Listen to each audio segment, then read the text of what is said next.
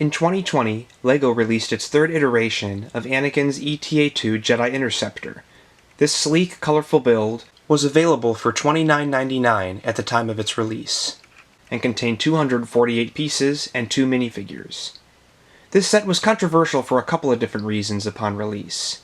The first being the set's striking similarities to the previous release of this ship, 75038 Jedi Interceptor, released 6 years prior in 2014. The main reason, however, lies in the minifigures.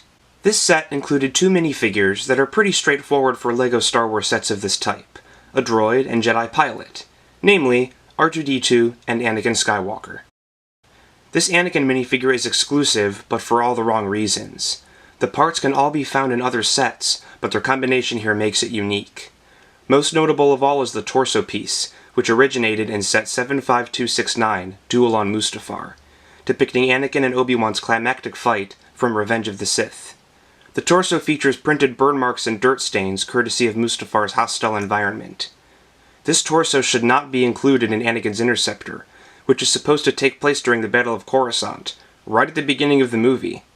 I remember when this set was released, and how frustrated I was that LEGO reused a torso piece from a minifigure that should have remained exclusive to another set. The other pieces on this minifigure are pretty standard parts for Anakin minifigures, and have all appeared in other sets featuring the Jedi Knight. R2-D2 is one of the most common LEGO Star Wars minifigures out there, having appeared in 64 sets as of the recording of this video, with at least one appearance per year since the theme's launch in 1999. This version of R2 is from 2020, and was the first version that featured a full head print depicting his panels all the way around his dome. This R2-D2 minifigure was featured in 5 other sets. At first glance, one of the most striking things about this ship is the attractive, vibrant color scheme. Many vehicles from the prequel trilogy feature eye-catching, colorful vehicle designs, and this is certainly a prime example.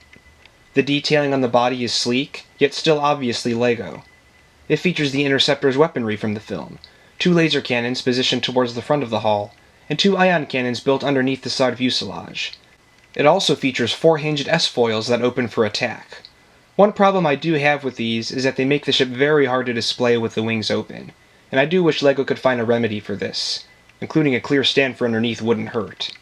The cockpit section looks quite good, featuring the clear canopy that was designed for this very ship, alongside the original set releases for Episode 3.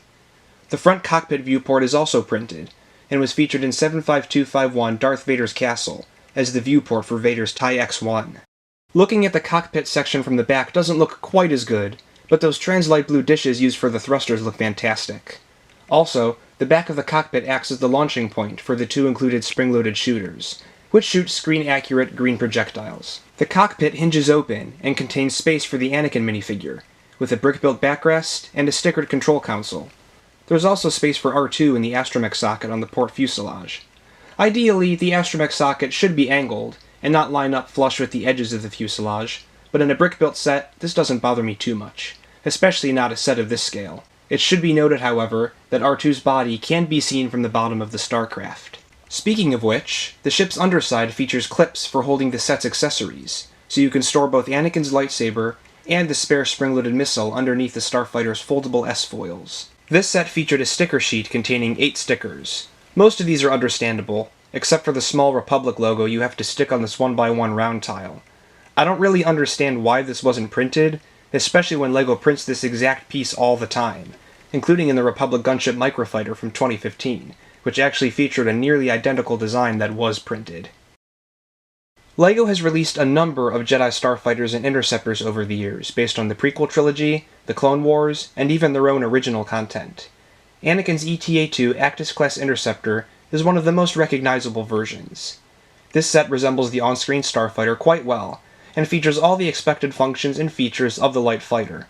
However, unnecessarily small stickered elements, no proper way to stand the set up with the wings extended, and a lack of attention to detail in the minifigure prints leaves a lot to be desired. In the end, I would recommend this set, but with a caveat. If you already have the 2014 Jedi Interceptor, I think you'd be completely fine sticking with that one, as there's little in the way of improvements between that model and this one. And the 2014 Anakin minifigure is arguably better than this inaccurate and, frankly, lazy attempt. However, if you missed out on the 2014 offering like me, and want a high-quality build of Anakin's Revenge of the Sith Interceptor, then this is a perfect model that is sure to entertain. That's it for today's review. Be sure to like, comment, subscribe, and share.